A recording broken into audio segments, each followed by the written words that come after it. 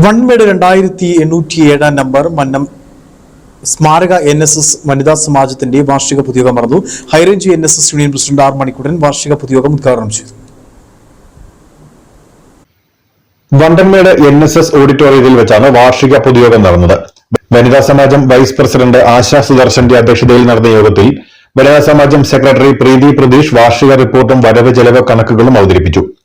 High range NSS union president R Manikkuttan വാർഷിക പൊതുയോഗം ഉദ്ഘാടനം ചെയ്തു.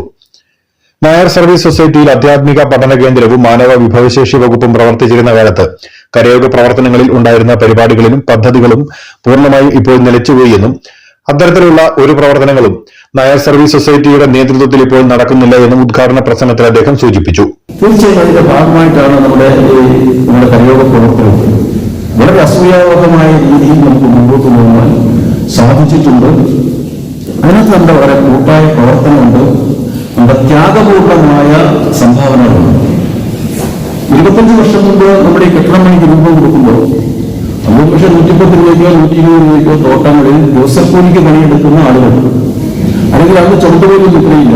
കൂടുതൽ ആളുകളും ചുമട്ടുകാരും ഡ്രൈവർമാരും നാമമാത്രമായ തുക കിട്ടുകയും അത് അവരുടെ പോലും ചെലവിന് കഴിയാത്തതുമായ ഒരു സാഹചര്യത്തിലാണ് ഒരു ഈശ്വരാനുഗ്രഹം കൊണ്ട് നമുക്ക് ഇതൊക്കെ നേടിയെടുക്കുവാൻ സാധിച്ചത്. കരയോഗം secretary A. Aneesh, KG Sudarsanan Nair, MS Jayachandran Nair, M. Karunakaran Nair എന്നിവർ സംസാരിച്ചു. വനിതാ സമാജത്തിന്റെ പുതിയ ഭാരവാഹികളായി ലളിതാംബിക രാധാകൃഷ്ണൻ നായർ പ്രസിഡന്റായും അനശ്വര സുരേഷ് സെക്രട്ടറിയുമായുള്ള 15-അംഗ കമ്മിറ്റിക്ക് യോഗം രൂപം നൽകി. പുതിയതായി തെരഞ്ഞെടുക്കപ്പെട്ട വനിതാ സമാജം പ്രസിഡന്റ് യോഗത്തിൽ കൃതജ്ഞത രേഖപ്പെടുത്തി. സമുദായ അംഗങ്ങളായുള്ള നിരവധി ആളുകൾ യോഗത്തിൽ പങ്കെടുത്തു. News bureau, Anakkara.